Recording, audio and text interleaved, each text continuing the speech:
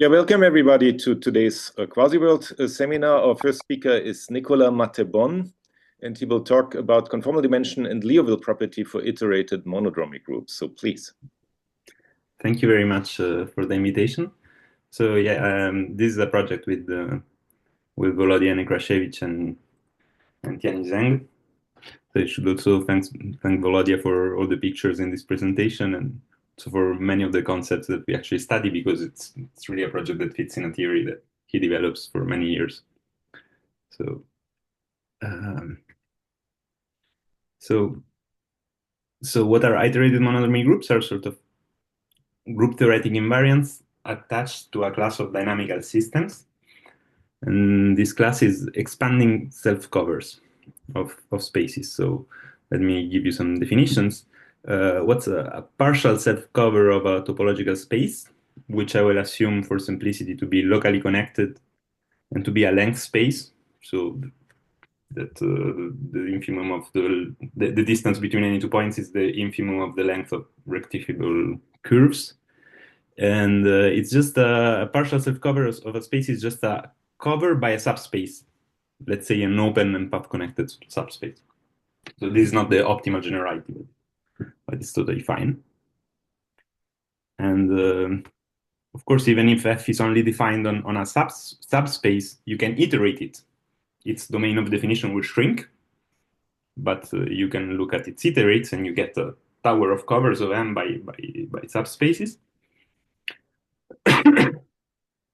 And the main dynamical assumption that we make is that F should be expanding, which one possible definition, also not the most general one, is that there is some lambda, some constant lambdas more than one, such that whenever you lift curves under iterates of F, their length, with respect to the induced length structure on the main of definitions, is shrinking exponentially with factor lambda, and with some constant which might not be uniform on the whole space, but it is ck is uniform on over compact subsets say of your space. So for every compact subset there is a constant that is and all curves contained in that compact subset shrink at exponentially with this constant. Is this clear? Yep. So let's give two simple classes of examples. The simplest one is just the double angling map on the circle. It's definitely it's actually a honest self-cover of the circle. There is no problem with the domain. It's defined everywhere, and it's expanding. And actually, you can ask what happens if. So the nicest thing to look at would be just take a Riemannian manifold that admits an expanding self-cover. And these are sort of quite limited and well understood thanks to the famous Gromon's theorem. So basically, if a Riemannian manifold admits an expanding self-cover, then it must be an infranil manifold. In particular, its fundamental group is virtually nilpotent, and the homomorphism F has algebraic origin. So you can think of it just as a generalization of this example, where here F comes from a homomorphism of the Lie group R, and in general it will come from a homomorphism of some nilpotent Lie group. And second class of example is holomorphic dynamics. So you can take a rational function on the Riemann sphere and suppose that it is hyperbolic, which possible definition is just that the forward orbit of every critical point converges to an attracting periodic orbit. And in this situation, how do you turn it? So of course, it's almost a rational function. It's almost a cover. You just need to remove some small set, the post-critical set. So you take just all critical points of your function, take the forward orbit, close it. It's going to be a small set because of the hyperbolicity assumption. And then F defines a cover from the complement of the preimage of this set to the complement of this set. And the hyperbolicity condition means exactly that F is expanding. And this you know much better than me, I guess. And actually, for the theory I want to talk about, it's also, you can also just take sub-hyperbolic function, rational functions, which is a bit more general. These are not expanding in the sense I said before, but they are if you allow orbifold structure on the space, orbi space structure on the space. But I don't want to get there. So what's the iterated monodromy group of a partial self-covering? What you do, you take a partial self-covering, you fix a base point, and you observe that the fundamental group of this base point will act by monodromy on all fibers. So if you take the preimages of T, it permutes them by monodromy, but also the preimage of every iterate of F. So you get an action on the disjoint union of all preimages. And this is naturally a rooted tree. Just you connect two preimages is one is obtained from the other by applying F. The rooted tree of degree F. And this iterated monodromy action, so the action by monodromy on all levels, actually preserves the structure of the tree. So what you get is a representation of the fundamental group inside the group of automorphisms of this rooted tree. And the iterated monodromy group of F, of the partial self-covering, is just the image of this representation. So it is a quotient of the fundamental group. And it is naturally comes with an action on a rooted tree. So it's important that it's not just a group, it's a group represented as group of automorphisms of a rooted tree. And in some sense, it's the part of the fundamental group that sees the dynamics of F, that it interacts with this self-cover. Is this clear? Okay. So now suppose that F is expanding.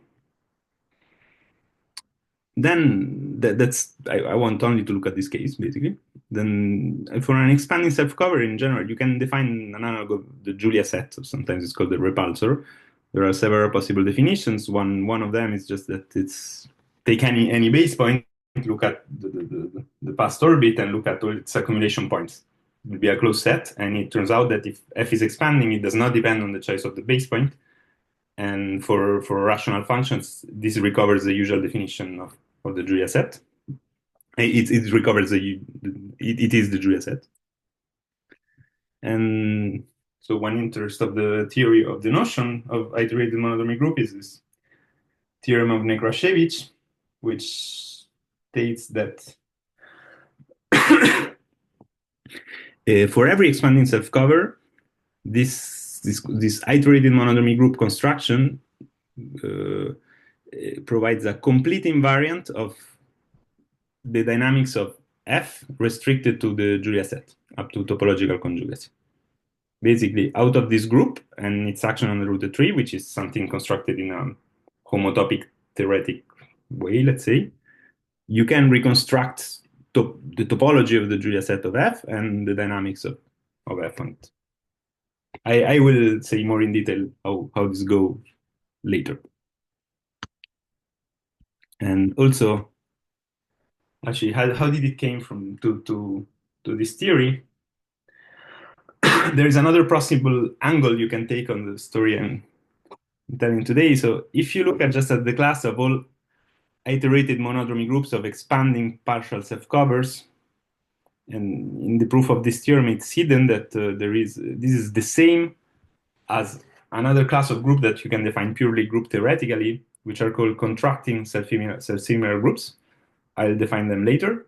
But one thing I want to say now is that before this theorem was proven by Volodia, there were many examples of groups in this class that were studied a little one by one because of their interesting group theoretic properties. Especially for the first famous example of groups in this class is the Grigorchuk group, which is a group of intermediate growth. And that's how the theory emerged, by studying examples on the group theoretic side somehow. Then the connection with dynamics was understood later. So here is probably the main open question in this theory. Is it true that whenever you take an expanding partial self-cover and you look at its iterated monodromy group, this group is amenable? And amenability means that the group admits a sort of a notion of mass, a finitely additive measure defined on all subsets. There is no sigma algebra. It's defined on all subsets, but it's only finitely additive. It's of mass 1, and it's invariant under the group action. So what are some motivations for this question? There are many, just try to list a couple that are sort of orthogonal. So first of all, part of the motivation is historical. So as I said, contractile and similar groups, which are the same as iterated monodromy groups of expanding mass, were studied a lot as a source of examples of groups. And in particular, what they are is the first historical source of examples of amenable groups that are not elementary amenable, which means that cannot be obtained for groups that are amenable for some very easy reasons, like finite groups and abelian groups, basically using some group theoretic operation. The first example are Grigor-Schulz groups that I mentioned, of such groups, and actually for many, many years, they remained basically the only source of examples until almost 20, 30 years. These and variations of these. But it's still unknown if they're all amenable. There's another famous result of Bartholdi and Virag that I'll speak about later that proved that the iterated monodromy group of the Basilica polynomial is amenable. And this was also important from a group theoretic perspective because it's an example of a group that you cannot obtain from groups of sub-exponential growth using which are also amenable for an easy reason in a sense. It's also known, Volodia proved that these groups don't have free subgroups, which is the most common reason why a group should be non-amenable. It's not true that. And also, well, another more dynamical motivation, it's a bit more loose than imprecise, but I like it. Yes, like Gromon's theorem says that if a manifold admits an expanding self-cover, honest expanding self-cover, then its fundamental group is very, very small. It's virtually nilpotent. So it's still reasonable. This is very much not true if you look at just partial self-covers, but it still suggests that perhaps the iterated monodromy group, the part that interacts with its expanding dynamics, should be a small group in some sense. So here's the theorem I want to talk about today. Well, it's a special case of the theorem I want to talk about today, but it's the easiest to state now. So it's related to this question in the case of rational functions in the Riemann sphere. So, and theorem states that if you take any sub-hyperbolic rational function, and if its Julia set is not the whole sphere, in particular, if it's honestly hyperbolic function and not sub-hyperbolic, it will be true, then the iterated monodromy group is amenable.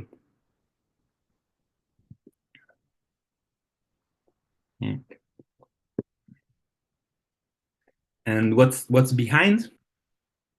So this is a corollary of a result that I will explain later, but just to summarize, the main point of what we do is to realize that you can use quasi-conformal geometry to study amenability of this kind of groups. And most precisely, the fact that the Ahlfors-Regular conformal dimension of the Julia set of F in this situation is smaller than 2 is what we use to prove this theorem, and actually it implies a property which is stronger than amenability.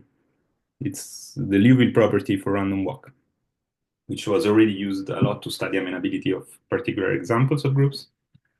The main point is that this is sort of most results on amenability for this class of groups really tackle the problem more from the group theoretic side, and this is in some sense it's perhaps the first result that really relates directly some dynamical invariant of the expanding map to the amenability of the group. So now, to state precisely this result, and now I need to give you a little bit more definition and explain more in detail this theory of how you recover the Julia set from the group. So first, let me talk about self-similar groups. So let's restart the story, but from the group theoretic side. So self-similar groups are a class of groups that are defined just in terms of an action on a rooted tree. How? First, we fix a finite alphabet, some cardinality D, and build a rooted tree of as a set of finite words in this alphabet. So it's a tree with labeled edges, if you wish, by your alphabet. And you put edges whenever you obtain a word by appending from another by appending a letter on the right. And it is rooted at the empty word. So now take this, we look at this star, X star as a rooted tree, and take an automorphism of it. Of course, it fixes the root, because the root is special. For instance, it has degree 1 less than every other vertex. So it preserves all level of the tree. And whenever you take a vertex, V, it will send it somewhere else on the same level. And on the subtree behind, it will act by, you will see another automorphism of the same rooted tree. You can identify the 2 subtrees with the whole tree, thanks to the fact that you have labeled edges using finite alphabet. And this automorphism is called the section of G. So formally, it would just be the unique automorphism that satisfies this equation. And what's a self-similar group? Is just a subgroup of the group of automorphism of such a tree of words, which has the property that whenever you take an element of the group and a vertex, the corresponding section remains in the group. So the way taxon, when you go deep in the tree, is still prescribed by elements of the same group.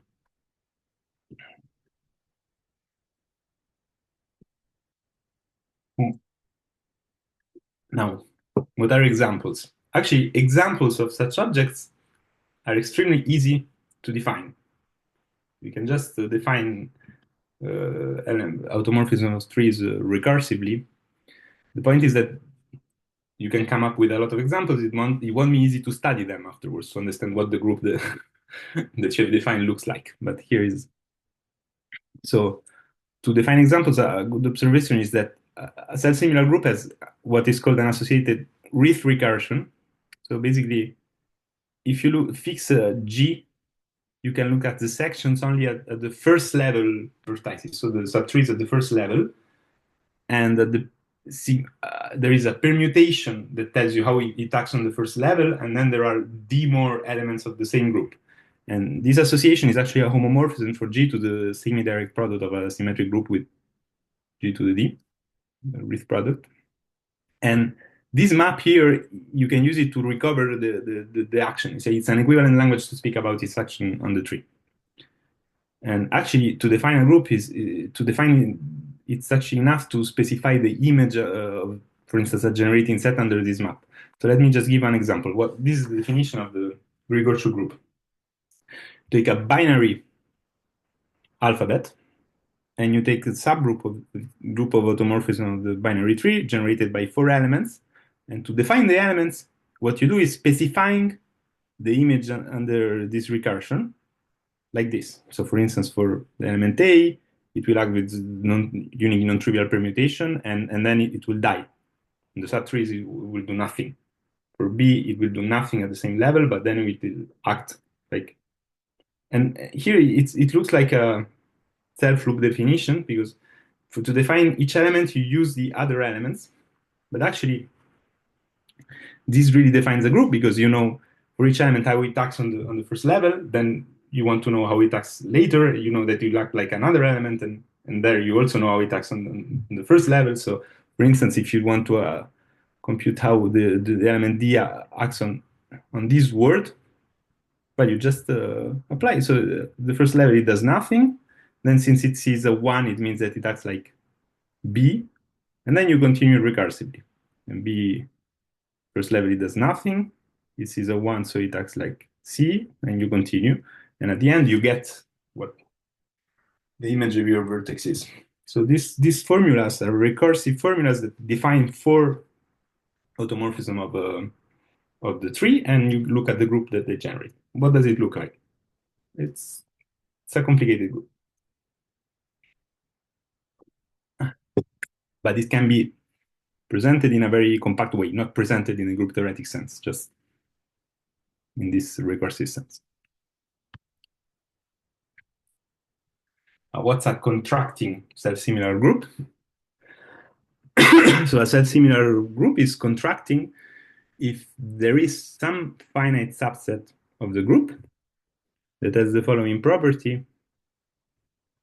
Whenever you take an element of the group, there is this sum n, which is a level of the tree associated to G, so that if you go down to that level, all the sections will belong to this finite set. When you go deep enough, all the sections basically die. They don't really die, they're not the identity, but belong to a finite subset of your group. And the smallest set n that works is called the nucleus of G. And why it's called contracting, because actually this definition is equivalent to another definition. When G is finitely generated, at least.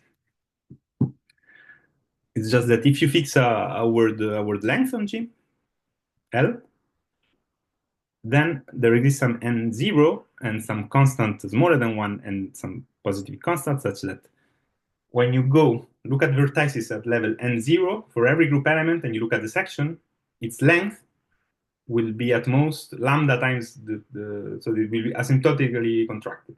Lambda times the length of the original element plus an additive error, which does not. So that's why it's called contracting. It means that taking this, going down in the tree and looking at these sections is shrinking the work length, is contracting the work length by a factor strictly more than 1. And here's a fact theorem also due to Volodya, that if you take an expanding partial self-cover, then its iterated monodromy group is actually not just a group acting on a tree, is naturally a contracting self-similar group. So you can imagine why, like, contracting is the opposite of expanding, and since the action on the tree has to do with lifting paths, the length of path becomes shorter. But let me actually, I want to sketch you a proof of this because it gives intuition on what I'm gonna say later. So actually not a proof, but at least a recipe. So the way we define this group, it just comes with an action on a tree.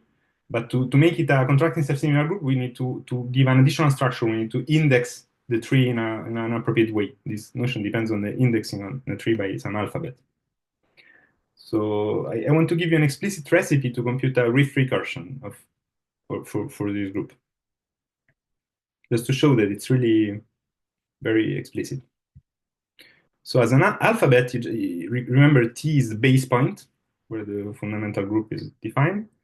And as an alphabet, we just take the pre-image because it's the first level of the tree. It must be the first level of the tree. So let's assume that it has the elements. And then for every point in this pre-image, we choose arbitrarily a path from the base point to the point in the pre-image. Now, for every gamma in the fundamental group, we have an associated permutation, which is just the monodromy action, since it permutes the fiber, it has an associated permutation. And also for every point in the fiber, we have an associated path, which is no longer closed. It's the lift of the path gamma starting at x by f, the unique lift. And this data, so this choice, we have made some choice, but allows to define a Rift recursion on the group, which is the following. So Rift recursion, remember, we need to associate to each element a permutation and d more elements which specify how it will act on the subtrees. And this is how you do. The permutation is the one that is given here. And the d elements are the following. So if you want to know the section of the vertex x, you take the unique lift of gamma starting at x, You concatenate it the only possible way that you can do, like with the path Lx before, then you do gamma x, and then you do the path that you chose in the opposite direction. Okay, this defines a Ritz recursion, so a homomorphism of your fundamental group to the semi-direct product of a symmetric group and the Ritz product with the symmetric group. And so it defines an action on a root tree recursively. And it turns out you can apply like recursively this definition, keep the, you know how it will act on subtrees and so on. And it turns out that this root tree, you can identify it in a natural way with the tree of preimages, and that the action is actually conjugate to the iterated monodromy action.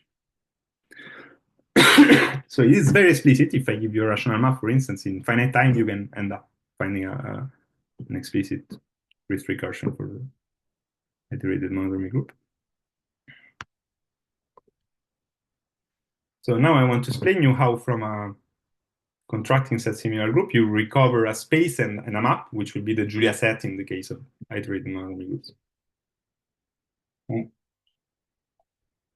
Fix contracting set similar group. This is a construction called the limit space. So fix a contracting set similar group and nucleus, and now it acts on this tree, preserves all levels, and we will use this action to build a sequence of graphs, which are just the Schreier graphs of this action on each level, but with respect to the nucleus. So in the nice cases, the nucleus is actually a generated set of the group, but even if it's not a big deal. So you look at all levels of the tree, and you take graphs where the vertices are just words of length n, and edges are of the form you connect to if you obtain one from the other by applying an element of the nucleus. It's a sequence of graphs attached to your tree. And now this allows to define a compact space called the limit space, which will be the quotient. So now you take the set of left infinite sequences of elements of your alphabet, and you identify two of them if whenever you truncate them at some, you take some suffix length n in both, they define 2 points in these graphs in particular, in this sequence of graphs, and you want that the associated sequence of points in the graphs gamma n stay at bounded distance. Okay.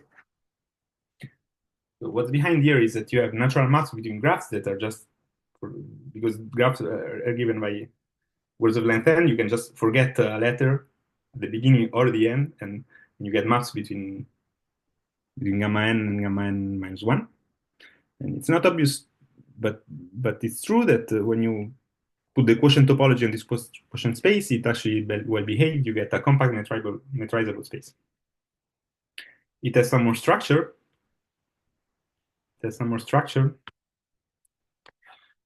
That you like in quasi-conformal setting is important.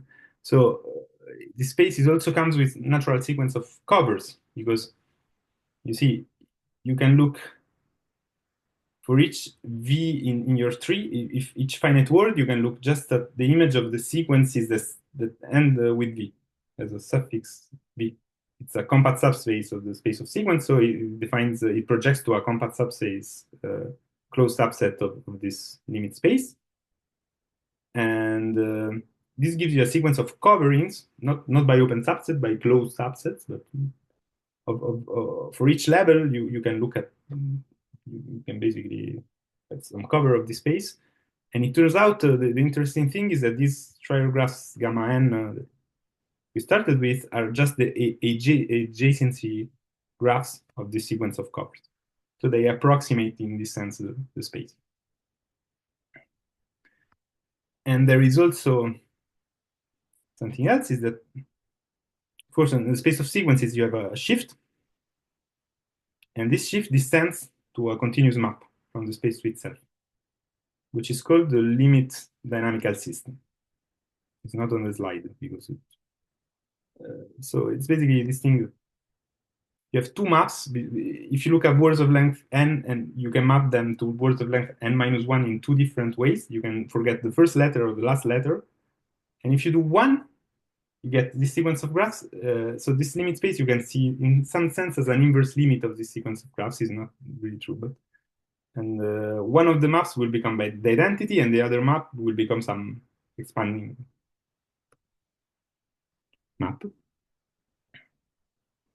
Okay, so we have this abstract construction and the actual theorem that I mentioned before by Volodia is that when you take the iterated monodromy group of some expanding partial self-cover, then actually this limit dynamical system that I just constructed is topologically conjugate to the restriction of F to its Julia set. That's the way you go back from the group to the space and the dynamical system. Can I ask you a quick question? Yes. You have these covers at TV, right? That you get from level N. Is this some kind of a natural type of visual metric? It's coming in 2 slides. Okay.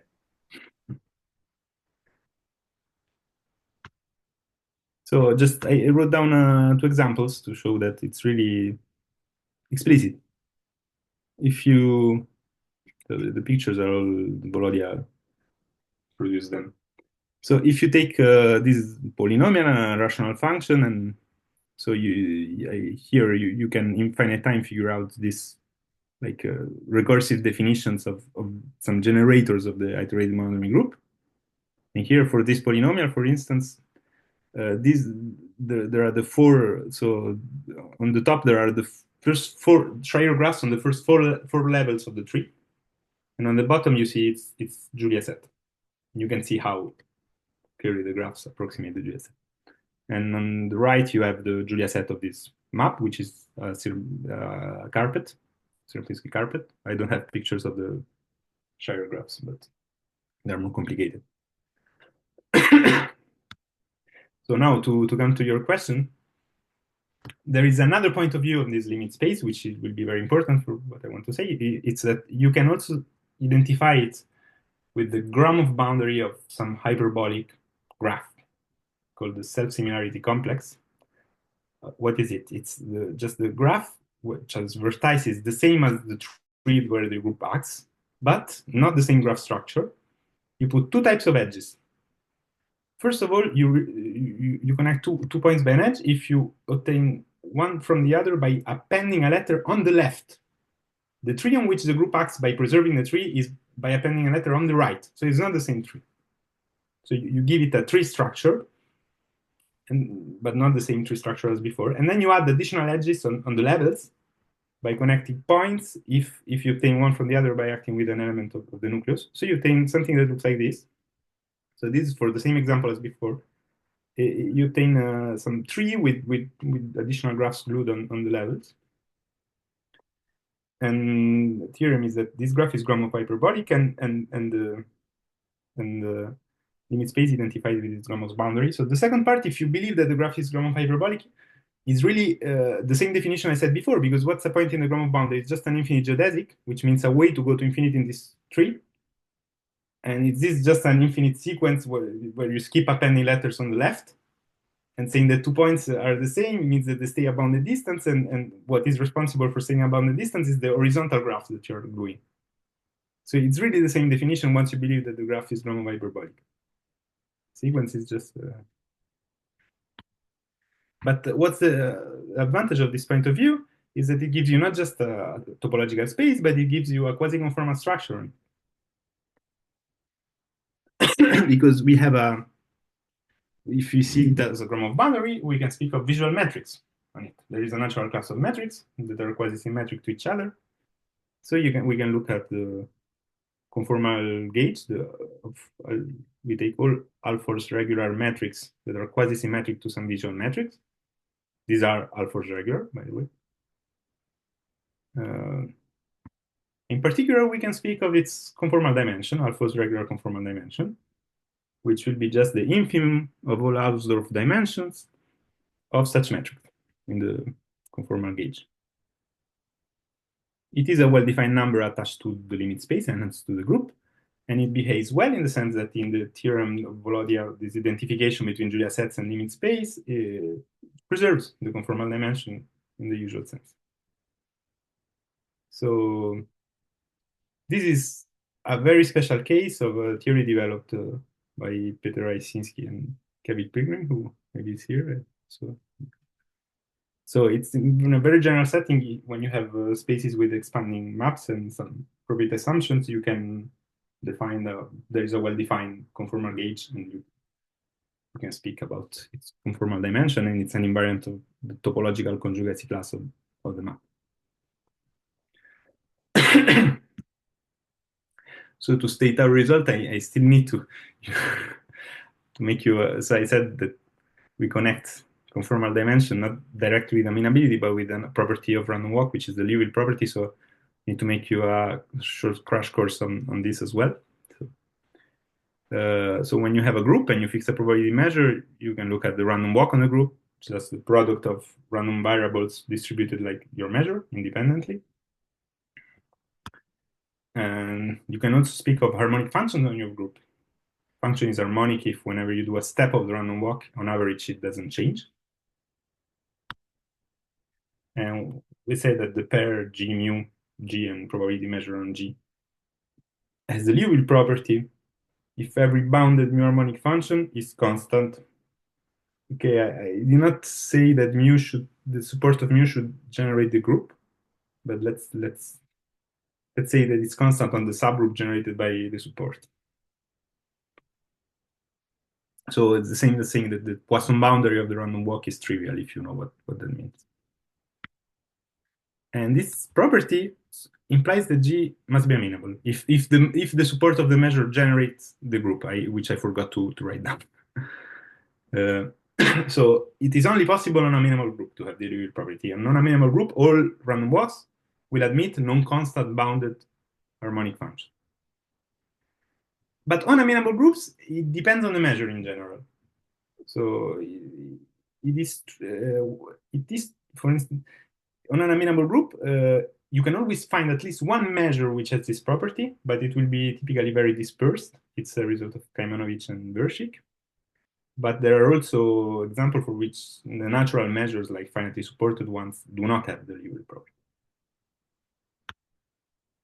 So, and there is a way to characterize this Liouville property based on entropy, the famous criterion that I need to speak about. Sorry to interrupt. There was a question in the chat. So when you say the Liouville property, you always mean the pair of G and mu, or? Yeah, so it's in the literature, the terminology is a bit floating. Yes, it's a property of the pair. Sometimes people speak about Liouville groups. Even I have in the past, but when they have the Liouville property for a nice class of measures, the minimal requirement would be symmetric and finitely supported measures. If a group has the Liouville property for all symmetric and finitely supported measures, then you can say the group is Liouville. But by the way, it's not even known if you restrict to such nice measures, it's not known if it's invariant. For instance, if you just take uniform measures on symmetric generating sets, it's not known if the property depends on the generating set. And another question was, so what is the implication between this pair property and amenability of the group? So do you just need one nice measure, or what one measure whose support generates the group and has this property implies amenability. Okay. But if you want your group to have this property for nice measures, then it's stronger than amenability. Okay. So, and there is also, here's the definition of random walk entropy. So if you assume that this is a Shannon entropy of the measure mu, if this is finite, then you can look at asymptotic growth rates when you take convolutions of the distribution of the steps of the random walk. So here is n and here is t. It should be t everywhere. Sorry. What's the meaning? If you're familiar with entropy, you understand it immediately. If you're not, then it takes some time. But the meaning of this quantity is that the distribution of the random walk at time t tends to concentrate. Most of the mass of the distribution will be in some sets of size that grows at an exponential growth rate, roughly h mu. So most of the mass of the random walk will see sets of this size. And the famous entropy criterion of Kamenovich, Vershik, and Derenik says that the Liouville property is equivalent to vanishing of the random walk entropy, which means that the random walk actually is stuck with high probability in subsets of your group of sub-exponential size. It doesn't see the exponential growth of the group.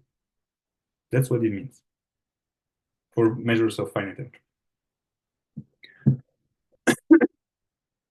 Okay, so now I finally can state a theorem. So fix a contracting self-similar group such that the conformal Ahlfors-Regular conformal dimension of the limit space is less than 2. I could assume it to be finitely generated, but let's not, and because, for instance, for hyperbolic rational functions which are not PCF, it won't be true. But let's fix a finitely generated subgroup then, and take a symmetric and non-degenerative probability measure on H, and you suppose that it has a finite p moment. It's not too dispersed, and you can take any p larger than the dimension. But in particular, if it's finitely supported, it will be good. Then the pair h mu is Liouville. So in particular, H is amenable. And since this is true for all finitely generated subgroups of G, also G is amenable. So finite p moment just means that the expectation of the p power of the length of elements according to mu is finite. Okay, so this is our theorem. Now, how much time do I have? Like 10 minutes? About 10 minutes. Okay. So I wanted, so this is a, so let me not spend much time. I wanted to make a short survey of the previous results. I don't want to spend much time on it because I want to give you some intuition of the proof of the theorem, but I just want to say about this slide that definitely this story, in a sense, that there is this very influential paper of Bartholdi and Virag, who proved that this iterated monodromy group of the Basilica polynomial is amenable, and they did so by constructing a well-chosen finitely supported measure and proving that the random walk is Liouville for that measure. And later, this method was used was generalized a lot to some larger classes of groups, but always somehow from the group theoretic side. It goes through, okay, you have a group that has an action on the tree whose recursive rules look like this, has some combinatorial properties that allow to work with it explicitly somehow, and then sometimes embedding the group in another group so that there you can find a specific measure so that you can prove the Liouville property sort of by hand. But still, this allowed to prove that the iterated monodromy of every polynomial, at least post-critically finite, I think also hyperbolic is fine, post-hyperbolic is fine, is amenable. And later, using another method, not based on the Liouville property, combining some results of Yushchenko, Nekrashevych, and Nekrashevych, Ridley, and Thurston, basically show that MG is amenable for a crochet map, which is something that I barely know what it means, but the point is that what is behind is a special combinatorial property of the recursion of the group in this case, which is called polynomial activity. And in all these cases, it turns out that the conformal dimension of the limit space is actually 1. So here we get sort of Liouville property for measures of almost finite first moment. And the main case where amenability was not treatable with these methods more by hand was, for instance, when you have a iterated monodromy group of a function which has Sierpinski carpet Julia set, where the conformal dimension is strictly between 1 and 2. And this is so now I want to give you some, at least some ingredients of the proof. So there are basically three main steps that that I want to describe. So from now on, let's take a simplified setting. I take a contracting group, self-similar group, fix a nucleus, and I will look at a very special case of our theorem. I take just the mu to be the uniform measure on the nucleus. In the nice cases, it will be a generating set of a group, but even if it's not, I don't care. I restrict to the group that it generates. It's enough to prove amenability of that one, by the way, to prove amenability of the group. And take the random walk, and fix also a word metric on this subgroup generated by the nucleus. So first, there is a first quick reduction, which is based on the entropy criterion, which is the following. So define the following quantity. When you take the random walk, go at some level n and look at all sections. So the way the automorphs interact on the subtree at that level, look at their length, the word length. Look at the expected value of the word length, but sum over all the level. So this, when you let the time go to infinity, I forgot here to add a 1 over t, I'm sorry. So you look at the linear growth rate of this. There should be a 1 over t in front. And the limit exists. It is some constant that depends on the level where you went. And the lemma is that to prove that h mu is 0, that the asymptotic diameter is 0, is enough to prove that this sequence of asymptotic linear growth rates of the sum of the lengths of all sections tend to 0. If you first fix the level at the time tend to infinity, you get a number, but then you want to go down with the tree and you want to show that this is 0.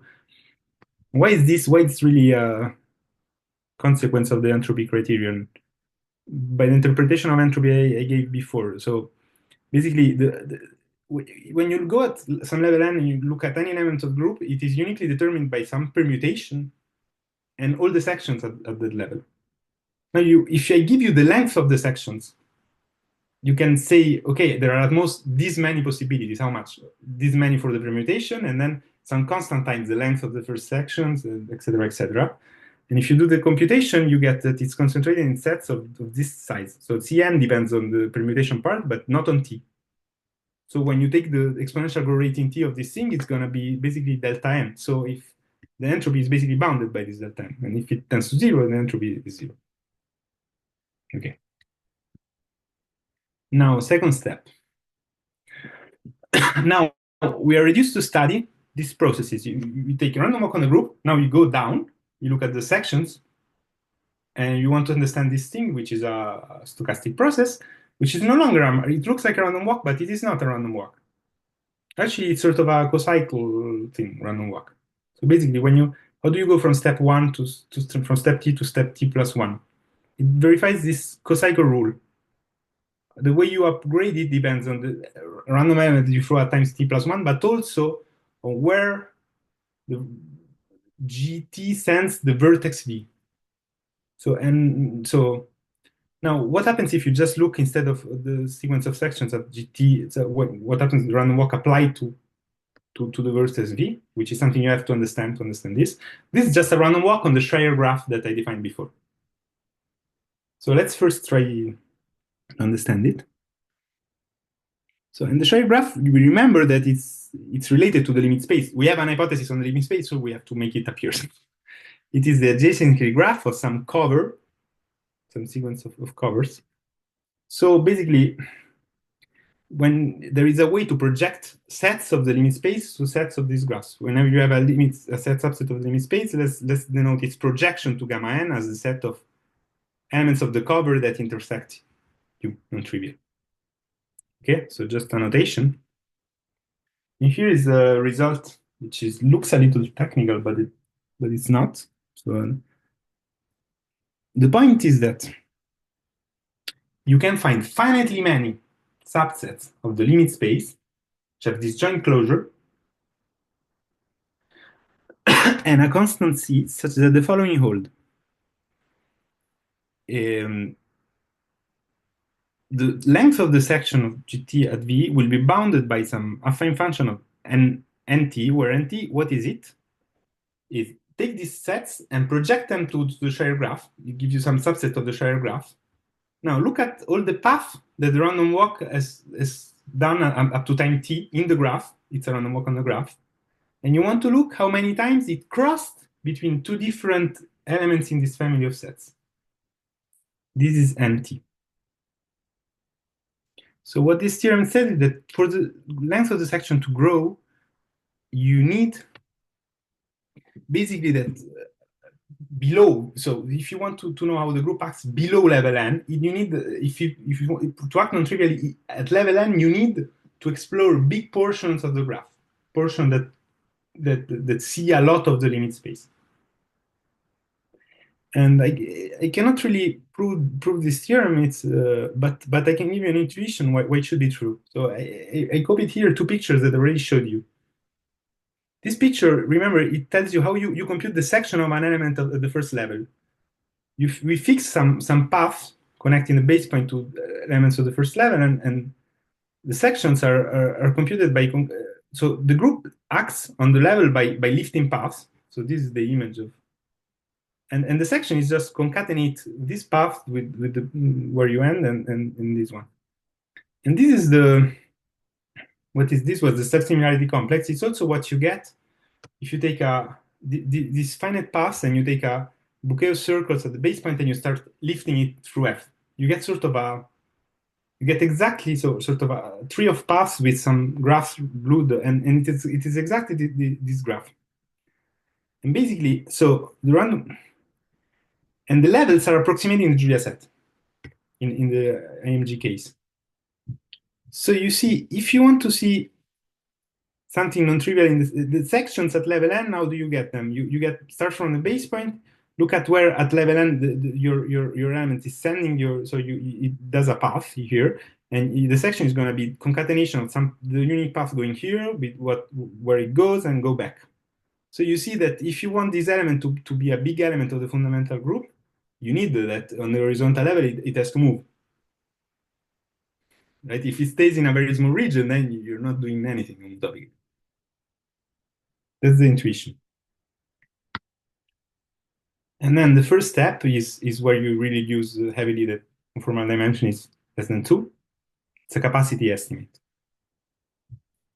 So remember that the capacity in a finite graph between two sets is a variational notion. It's just the infimum norm of the, if you want, of LP norm of the gradients of the function among all functions. So it's a notion given two sets. You look at all functions that are 1 on one in one set and 0 on the other, and you look at the gradient and you look at the LP norm and you minimize. And the nice thing is that for p equal 2, it has a fantastic probabilistic interpretation. It is just, if you look at the random walk on your graph, for each vertex, you can in A, in the first set, you can look at the probability that the random walk started at B, leaves the set A, and hits the other set before going back to B.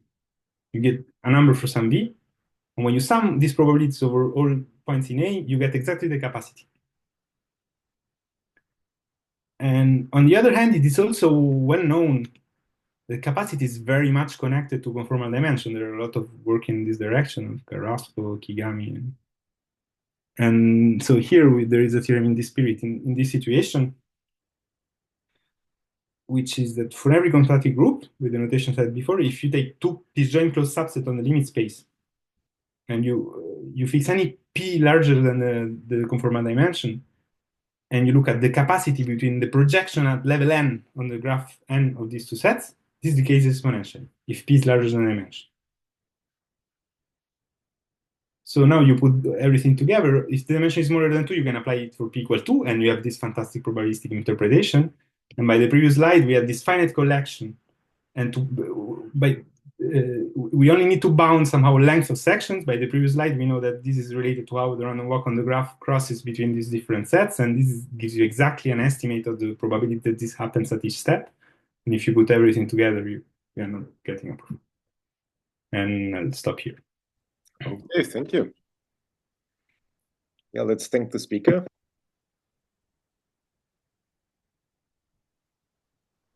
And let me open the discussion. Are there comments or questions? Yeah, thanks for the great talk, Nicolás. Yeah, so the question that I have is that, okay, so like basically this threshold of conformal dimension 2 is exactly sort of comes exactly at this point on this slide, right? So like you want to use a probabilistic interpretation to bound this kind of Yes. as thresholds, and like you could not Yes. basically do. We actually, formally, we use it in two places, but this is the place where it's really crucial. We also use it to prove this theorem, but this you can get rid of because here But I mean, it's like here, I don't think it's important. I mean, like so it's I not think important. We use yeah, it we use that the topological dimension is one, but it's not important. You yeah, can yeah, exactly, yeah, yeah. it's really here that it's crucial. Yeah. Yeah, it's okay. So it's really here. Okay. Mhm. And I mean, so basically, like the obvious question is like, okay, like, do you like have any ideas, like how to go around, like when the Julia set is entire sphere? I don't know, like so. for the entire sphere, it's tricky. No, it's maybe doable because it's still true that the Schreier graphs are recurrent, but it's a tricky problem, and I don't have many examples sufficiently explicit to sort of build an intuition with. But I am familiar with other situations where there are similar flavor, and it's difficult. It could But I still mean, like, be.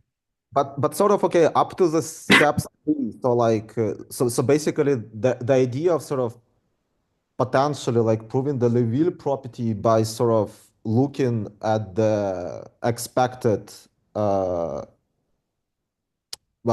sort of at the expected total the expected lengths of the restriction. So potentially, I mean, this part of the proof still works, right? So the question is whether you sort of can do this, let's say, for some Yeah, specific yeah, but this is not true. Actually, in the case where the Liouville property is the whole sphere, the capacity between these sets is not going to zero. but does it necessarily mean that the sort of can you go back to the previous slide? Like so okay, so maybe there's also already some details and I should like let other people ask questions. But basically my question uh is there like is there still a chance that like so are you saying that there is no chance like for this okay, maybe like it was on the previous slide, like I mean this exponential so there's sufficient condition for the Liouville property that you have, like I think it was step one or something. Uh, On yeah, so here, yeah, no, like just a bit forward. Yeah, so step one. this No, step one. Like I mean, step one of the proof. step one, yeah. Yeah, Yeah, this is really yeah. So general. this is Actually, you don't need even universal. the group to be contracting. It's just about self-similar groups, and there's nothing deep in this slide. The no. So the point is when the I think that if it's true for that the groups are Liouville for all even when the Julia set is the full sphere, it has to use something really about the fact that these are rational functions and not just. I think even just assuming that the conformal dimension is two, we don't have a counterexample. At some point we thought we had, but I'm not sure if it will imply Liouville. In the boundary case, I think it depends on maybe if it's realized or not and the dimension, but also maybe it's not just that. So this the final part of the strategy really breaks down because this thing does not go to zero when the dimension is two. But it's still true that the graph is recurrent, so that they don't. It also could be that you can use that to prove amenability without passing through the Liouville property, but it's really not clear how to do it for now. There are some proofs of amenability that only rely on the recurrence of some Schreier graph, but they don't give you the Liouville property. Yeah, sure. And but in this situation, this method, it's called extensive amenability, is not applicable, we believe.